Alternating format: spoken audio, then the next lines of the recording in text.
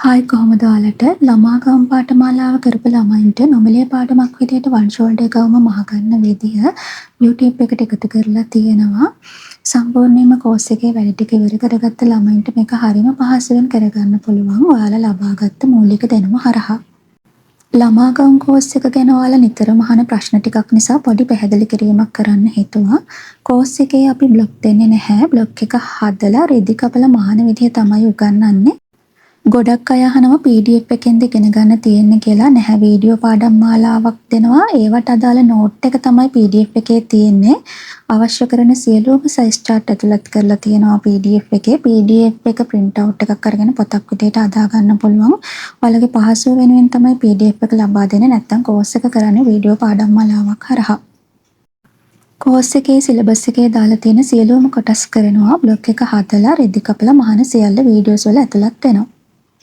අපි එකිනෙකට වෙනස් ගවුම් මෝස්තර 9ක් කරනවා මේ කෝස් එකේ. මූලික පත්‍රම හදලා මූලික පත්‍රම ආශ්‍රයෙන් තමයි අපි ඒ ගවුම් මෝස්තර ටික කරන්නේ. මූලික අත, කොටුකර, ස්විට් හාට් කර, බෝරිච්ච අත, පප් අත, ප්ලෙයාඩ් අත, රැග්ලන් අත, ගවුම සඳහා ඉනිට රැලි සාය, ගවුම සඳහා ක්‍රොස් ඕවර් සාය, ගවුම සඳහා හාෆ් ප්ලෙයාඩ් සාය, ගවුම සඳහා ෆුල් ප්ලෙයාඩ් සාය, ස්මෝක් කරගන්න ආකාරය, පීටර් පෑන් කොලරය, නෝමල් කොලරය ඇතුළු දැනුම ආවරණය වෙන විදිහට තමයි අපි මේ ගවුම් මෝස්තර 9 තෝරාගෙන තියෙන්නේ. කෝස් එකෙන් ලබා ගන්න මූලික දැනුම හරහා ඔයගොල්ලන්ට පුළුවන් ඩිසයින් වෙනස් කරගනිමින් අත් මෝස්තර, කර මෝස්තර, සාය මෝස්තර වෙනස් කරගනිමින් ඔයගොල්ලන්ට ඩිසයින් හදාගෙන මහන්න පුළුවන්. අවුරුදු 1 සිට 14 දක්වා සම්මත මිමි සයිස් chart එකකට අනුව බ්ලොග් එක හදලා රෙදි කපලා මහන නිසා ඔයගොල්ලන්ට ස්වන් රැකියාවක් විදිහට හෝ ඔන්ලයින් බිස්නස් එකක් විදිහට හෝ ගවුම් මහලා විකුණන්න බලාපොරොත්තු වෙන කෙනෙකුට තමයි මේ පාඨමාලාව ගොඩක්ම වැදගත් වෙන්නේ.